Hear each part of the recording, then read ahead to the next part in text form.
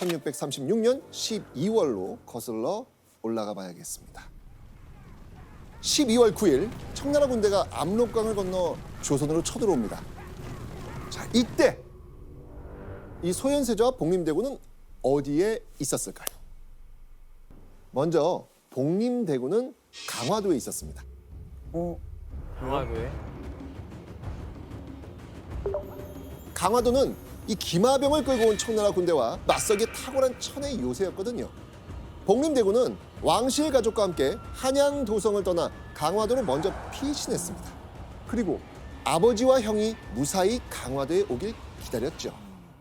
그런데 형 소현세자와 아버지 인조는 가족들이 기다리고 있는 강화도로 오지 못합니다. 왜 그랬을까요?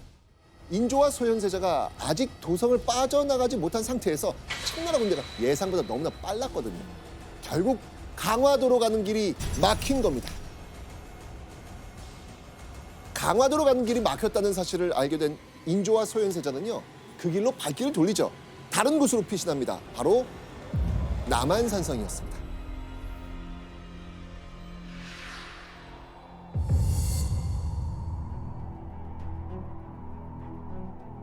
자, 그렇게 청나라 군대는 곧장 군대를 나눠서 복림대군이 있는 강화도와 인조와 소현세자가 있는 남한산성을 향해 진군합니다.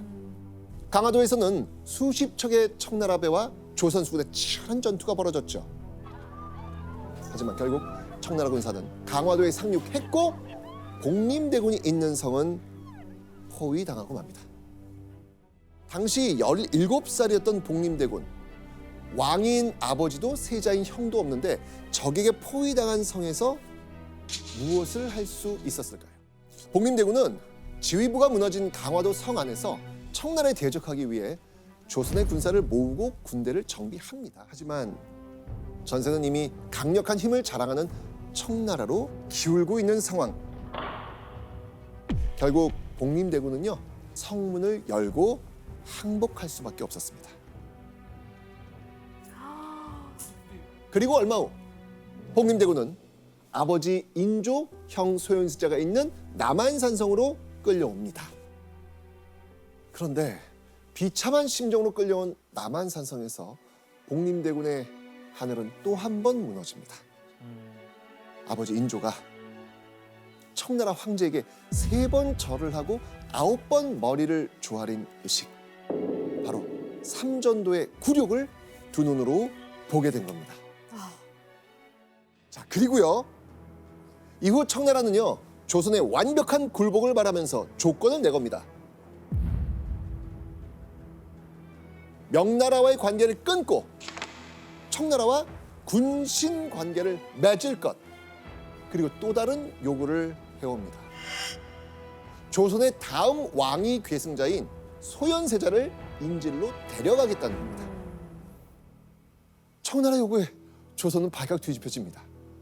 그런데요, 볼모로 끌려간 건 소현세자만이 아니었습니다. 왕세자가 아닌 동생 복림대군. 복림대군은 왜 함께 끌려갔을까요? 만약 청나라에 끌려간 형 소현세자가 병이나 사고로 목숨을 잃으면 청나라는 이 조선을 쥐고 온들 막강한 그 팔을 잃어버리게 되는 겁니다. 그래서 만일을 위해 대체할 수 있는 인질, 복림대군도 인질에 포함시킨 겁니다. 그렇게 소현세자와 함께 청나라로 가야 하는 복림대군. 두 왕자가 포로 행렬에 서자 조정신하들은 눈물을 뿌리며 앞다퉈 세자의 앞길을 막았습니다. 그런데 잠시 후 복림대군의 귓가에 쫙 하는 귀를 찢는 듯한 소리가 들려옵니다. 뭐지? 어떤 사람이 갈 길이 바쁜데 왜 이리 난리냐며 소현세자 앞에서 채찍을 휘두르면서 길을 재촉하고 있는 겁니다. 두 왕자는 아연실색하고 말았죠. 자, 이 사람은 대체 누굴까요? 황제 폐하의 뜻을 받으시오. 황제 폐하의 뜻을 전하옵니다. 정명수, 청나라의 조선어 통역관이었습니다. 정명수는요, 청나라에 잡힌 조선인 포로 출신 통역관이었는데요. 조선에서 악명이 높았습니다. 청나라에서 출세한 후 그 힘으로 조선에 갖은 행패를 부렸거든요. 정명수는 왕세자 앞에서 이 채찍을 휘두른 것도 모자라서 세자를 향해 모욕적인 말을 내뱉기까지 합니다. 병자호란 패배 이후 청나라에 굴복한 것도 모자라 이런 수모를 겪은 소현세자와 그의 동생 복림대군의 그 마음은 이때 어땠을 것 같아요? 청나라에 대한 분노와 자신의 처지에 대한 슬픔으로 마음을 다잡기 힘들었을 겁니다.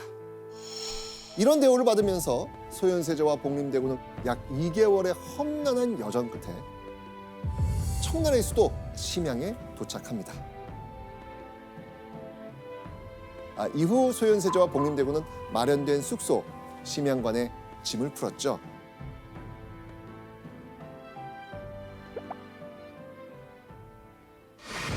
그런데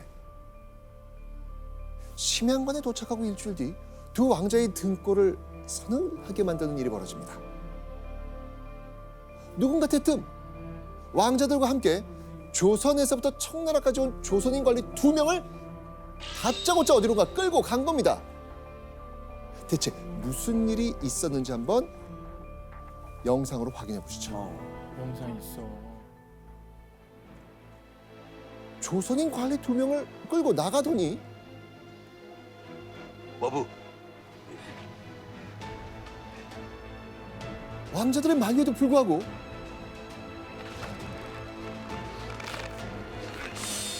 관리들의 목을 베어버립니다. 대체 누가 이런 명령을 내렸을까요? 이 사람입니다. 용골대. 용골대. 용골대는요, 병자호란에 참전한 청나라 장군인데요. 왕자들을 인솔해온 청나라 황제 측근입니다. 자, 그렇게 두 왕자를 조선에서 끌고 온 이후 심양에서 용골대는 두 왕자의 일거수일투족을 감시하는 심양관의 담당자로 임명됩니다. 어전이 다치부러 하서 몰람비 시즈바 다이군 차우얀드 보드럭키 군이라군 차우얀이왕 시즈바 다이군은 막타샤오. 자, 이처럼 용골대는요, 황제의 명령을 대신 내리거나 왕자들에게 들은 조선의 상황을 황제에게 보고하는 일을 했습니다. 자, 그렇다면 용골대는 왜 소현세자와 함께 온 신하들을 죽였을까요? 그러니까 몇 가지 경우의 수가 있는데요. 그 청태종은 이제 항복을 받고 철수하면서 여러 명의 조선 사람들을 잡아가는데 그 중에 어떤 사람들이 있냐면 왕한테 자꾸 청나라하고 싸우자, 명나라에 대한 의리를 지켜야 한다, 이른바 척화파인데 그런 주장을 했던 일부를 잡아갑니다. 잡아간 다음에 청태종이 이제 회유를 하죠. 그 사람들이 마음을 안 바꾸니까 본보기로 처형을 하는 것이죠. 그렇다면 심양관에 도착하고 얼마 되지 않아 이런 수모를 겪은 왕자들, 어떤 기분이었을까요? 언제 또 무슨 일이 생길지 조마조마한 마음으로 불안에 떨 수밖에 없었습니다. 무섭죠. 한편으론 자신들에게 닥칠 험난한 생활을 짐짓 예측하지 않았을까요? 자, 그런데 어느 날 끝내 바라지 않던 상황이 벌어집니다. 형 소현세자가 병으로 앓아눕게 된 겁니다. 소현세자는요, 이 복림대군과 달리 몸이 자주 아팠거든요. 소현세자의 병증은 날이 갈수록 나빠지더니 식사도 제대로 못하고 병상에 누워 지내게 됩니다. 그렇게 소현세자는요, 꼬박 한 달을 병상에 누워 보냅니다. 한 달이나? 네. 그로부터 약 한 달 후 1638년 5월 18일 갑자기 심양관 밖이 시끌벅적합니다. 과연 무슨 일이 벌어진 걸까요? 아무 기별도 없이 용골대가 심양을 들이닥친 겁니다. 소현세자가 꾀병을 부리는 건지 확인하기 위해서. 이때 당시 청나라 황제는 굳이 왕자들이 없어도 되는 자리에 잔치에 참여해라, 차를 마시러 와라, 왕자들이 얼굴을 비추길 바랬죠. 그런데 소현세자가 한 달 동안이나 아프다고 하면서 자리를 피하니까 이건 무슨 꿍꿍이를 숨기고 있는 거 아니야? 라고 의심을 했던 거예요. 자, 그렇게 소현세자의 방에 성큼성큼 들어온 용골대는요, 끙끙 앓으며 인사불성인 소현세자를 본 뒤에야 꾀병이 아니구만 하고 돌아갑니다. 끌려온 것도 서러운데 의심까지 받았으니까 두 왕자 얼마나 서러웠겠습니까? 그러니까요. 자, 그런데 그로부터 몇 달 뒤인 1638년 10월 심양관이 발칵 뒤집어지는 일이 벌어집니다. 대군이 서쪽으로 가는 것이 이미 정해졌습니다. 황제께서 친히 가시는데 세자도 마땅히 수행해야 하니 장비를 다스리고 기다리십시오. 자, 여러분들, 자, 왜 왕자를 서쪽에 데려가려고 했을까요? 서쪽은요, 바로 명나라와의 전쟁이 벌어지는 전쟁터였습니다. 즉, 청나라와 명나라의 전쟁터에 소현세자가 함께 따라가야 된다는 겁니다. 교수님, 근데 왜 갑자기 소현세자를 전쟁터에 데려간다는 거예요? 몇 가지 이유가 있는데요. 가장 중요한 것은 사실은 조선에서 청나라를 위해서 군대를 좀 보내야 하는데 조정 신료들이 반대가 너무 심해서 자꾸 차일피일 미루면서 보내지를 않아요. 그러니까 그래? 그러면 내가 세자를 데리고 가겠다, 전쟁터에. 이런 어떤 경고의 의미도 있고요. 또 한 가지는 소현세자가 누굽니까? 장차 조선의 왕위에 오를 사람이잖아요. 그러니까 그 사람한테 우리 청나라가 너희가 섬기던 명나라를 어떻게 실제로 쳐부수는지를 똑똑히 보게 함으로써 현실 감각을 갖게 하고자 하는 그런 의미가 있다고 볼 수 있죠. 용골대를 통해 내려진 청나라 황제의 명령, 이 소식을 들은 시강원 관리들은 어쩔 줄 몰라 발만 동동 구릅니다. 야만 오랑캐가 천자국 명나라를 치는 전쟁에 어떻게 조선의 세자가 종군하느냐 하는 거였습니다. 아니, 게다가 소현세자는 고작 3개월 전까지 병상에 누워있던 신세였잖아요. 병약한 몸으로 험한 전쟁터에서 무사할 수 있을까? 안 되지. 자, 그런데 이때 누군가 나서서 이렇게 말을 합니다. 내가 대신 가기를 청하고자 하니 즉시 정명수를 불러들여 직접 말하시오. 바로 소현세자의 동생 복림대군이었습니다. 복림대군이 저하는 몸이 좋지 않으시니 내가 가겠소 라면서 이 소현세자를 대신해서 나가겠다고 한 겁니다. 자, 그런데 청나라에서는 소현세자가 황제와 함께 가길 바랬잖아요. 자, 그러면 소현세자 대신 복림대군이 전쟁터에 가는 거 이거 허락했을까요? 청나라 황제는 복림대군의 요청을 받아줍니다. 소현세자는 한 달 동안 꼬박 병상에 누워 있었잖아요. 청나라 황제 역시 소현세자가 전쟁터에서 화를 입는 걸 바라는 바는 아니었거든요. 자, 그렇게 복림대군은 형을 대신해 전쟁터로 향합니다.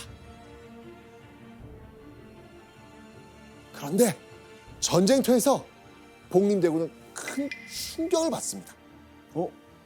과연 무슨 일이 있었을까요? 당시 청나라 군대의 중심은 바로 기병이었습니다. 자, 그런데 이때 놀라운 승마술과 이 무예로 단련된 청나라 군사들에 의해서 명나라 병사들이 막 추풍 낙엽처럼 쓰러지는 모습을 두 눈으로 생생하게 보게 된 거예요. 아니, 오랑캐라고 여겨오니 청나라 군대의 문명국 명나라가 처참히 짓밟히는 모습을 본 복림대군. 이제 세상의 힘은 청나라로 기울고 있구나. 지금껏 믿어 의심치 않던 세상의 질서가 무너지는 이변을 목격한 듯한 두렵고도 놀라운 기분이 않았을까요? 이후 복림대군은 전쟁터에서 무사히 심양으로 돌아올 수 있었습니다. 자, 심양으로 돌아온 복림대군이 제일 먼저 찾은 사람은 누구겠습니까? 소현세자. 소현세자. 맞습니다. 가장 믿고 의지하는 형 소현세자였겠죠.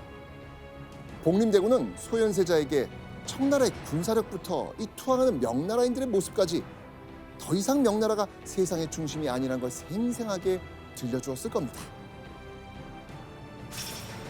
그리고 이후 소현세자 역시 명나라와의 전쟁에 어쩔 수 없이 끌려 나가야 했습니다. 그런데요, 형제를 곤혹스럽게 만든 건 명나라와의 전쟁에 나서는 일뿐만이 아니었습니다. 두 황제의 마음을 아프게 한 건 또 있었기 때문입니다. 자, 보시죠.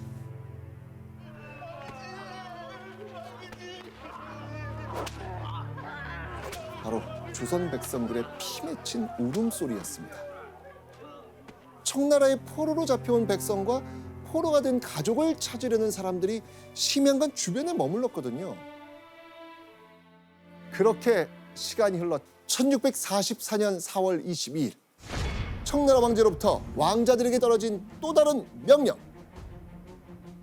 어디론가 가야 하니 짐을 싸라는 거였습니다. 목적지는 바로 명나라의 수도 북경이었습니다. 자, 왜 명나라 수도로 가야 한다는 걸까요? 1644년 5월 2일 조선이 그렇게 오랑캐라고 여기고 무시한 청나라가 명나라의 수도 북경을 접수해버린 겁니다.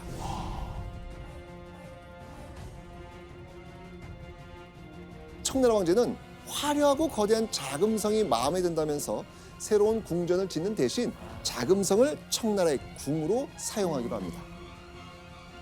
자, 그렇게 청나라 황제가 북경 자금성으로 거처를 옮기면서 인질이었던 소현세자와 복림대군도 자연히 북경으로 오게 된 거죠. 자, 그런데 그렇게 가게 된 북경에서 소현세자는 1644년 9월 자신의 눈을 번쩍 뜨게 하는 인물을 만나게 됩니다. 자, 그의 이름은 바로 탕양막. 소현세자가 북경에서 만난 인물이었습니다.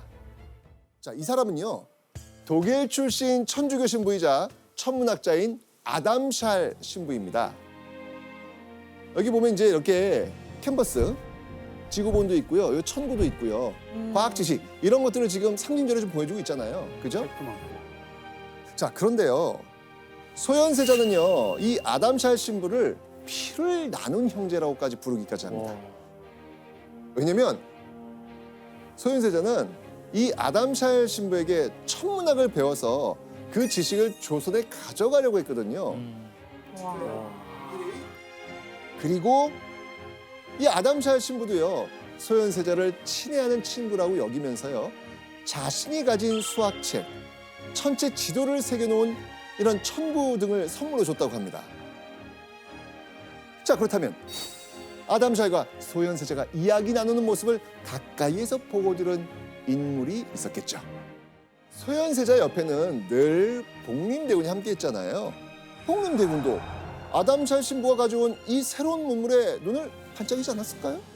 그죠? 그리고 같은 해 11월 왕자들은 믿을 수 없는 소식을 전해냈습니다. 드디어 소현세자가 조선에 돌아갈 수 있게 된 겁니다. 자, 그동안 청나라가 소현세자와 복림대군을 잡아둔 이유는요, 명나라와 조선이 내통하는 걸 감시하고 막기 위해서였잖아요. 그럴 필요가 이제 없어요. 근데 지금 명나라가 망했어요. 그렇죠. 그래서 청나라 황제는 1644년 11월 11일 형 소현세자의 영구 귀국을 명령합니다.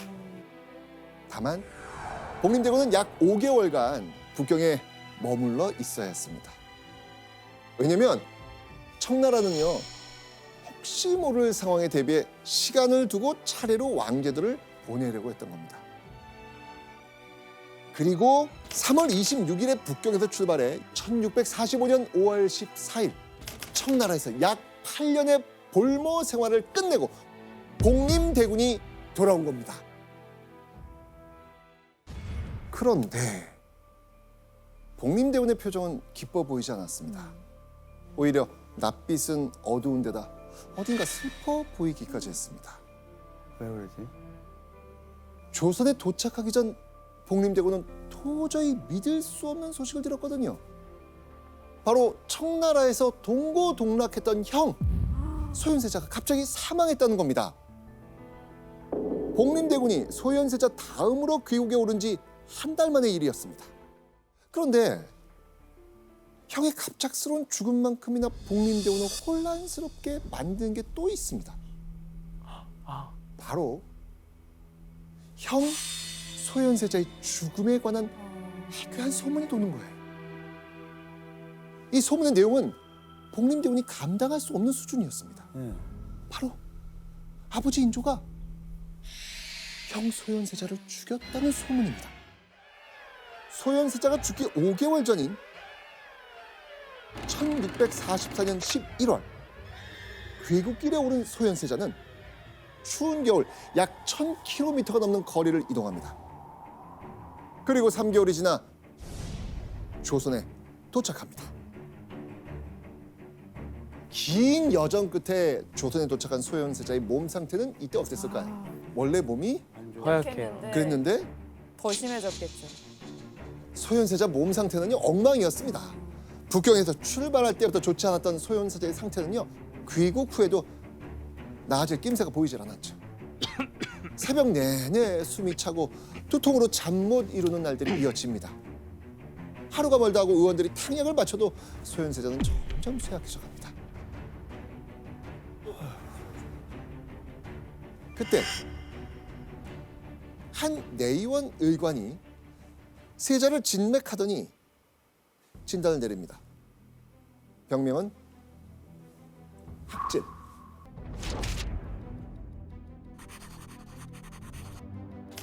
그러니까 당시 소현세자가 겪은 학질은요 지금의 말라리아 증상과 비슷하다고 전해지고 있습니다. 학질에 걸리면요 몸이 덜덜덜 떨리듯 춥다가도 갑자기 머리가 터질 듯 온몸에 열이 나서 환자들은 심한 갈증과 두통으로 고통스러웠다고 합니다. 결국 아들을 보다 못한 아버지 인조는 특단의 조치를 내립니다. 아직도 기침 때문에 잠을 설치느냐? 괜찮습니다. 믿을 만한 어이를 뽑아 곁에 두고 꾸준히 치료하거라. 한 의원에게 세자의 병을 낫게 하라고 명령한 겁니다. 바로 이 사람한테요. 이영희. 자, 이 이영희군요. 충청도 지역에서 기묘한 침술로 아주 유명한 의원이었습니다. 사람들은 이영희의 침술을 이렇게 부릅니다. 번침. 번침? 네. 아마도 침을 놓고 주변을 뜸으로 감싸는 침술이라고 추측을 하고 있습니다. 자, 그런데 이영희의 침술이 유명한 이유가 또 있습니다. 누군가에게 저주받아 몹쓸병에 걸렸을 때 이영희에게 침을 맞으면 씻은 듯이 병이 싹 낫는다는 겁니다. 지금으로선 믿기 어려운 이야기지만 인조는 지푸라기라도 잡는 심정으로 소현세자의 치료를 맡겼을 겁니다. 자, 그렇다면 소현세자가 이영희에게 치료받던 그 순간으로 가보겠습니다. 소현세자가 처음 이영희에게 침을 맞은 건 4월 24일 새벽 3시. 침을 맞고 난 뒤 소현세자의 병이 차도가 보이는 듯 했습니다. 그리고 4월 25일 새벽 3시.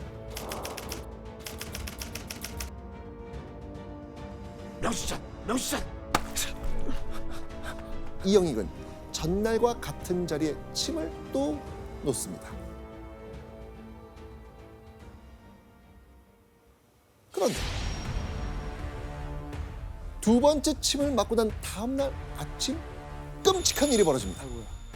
소현세자가 갑자기 숨을 쉬지 못하더니 두꺼운 속옷이 흠뻑 젖을 정도로 땀을 뻘뻘 흘리는 겁니다. 세자 저하께서 쓰러지셔서 정신을 차리지 못하십니다. 약방에선 열을 내리기 위해 탕약을 대령했죠. 그렇게 펄펄 끓는 열과 오한에 시달리기를 반복하던 소현세자는 그날 정오 창경궁에서 돌연 숨을 거둡니다. 그런데 소현세자의 시신을 염습하던 날 사망한 소현세자의 얼굴을 본 사람들은 수군대기 시작합니다. 소현세자의 시신이 너무나 이상하다는 겁니다.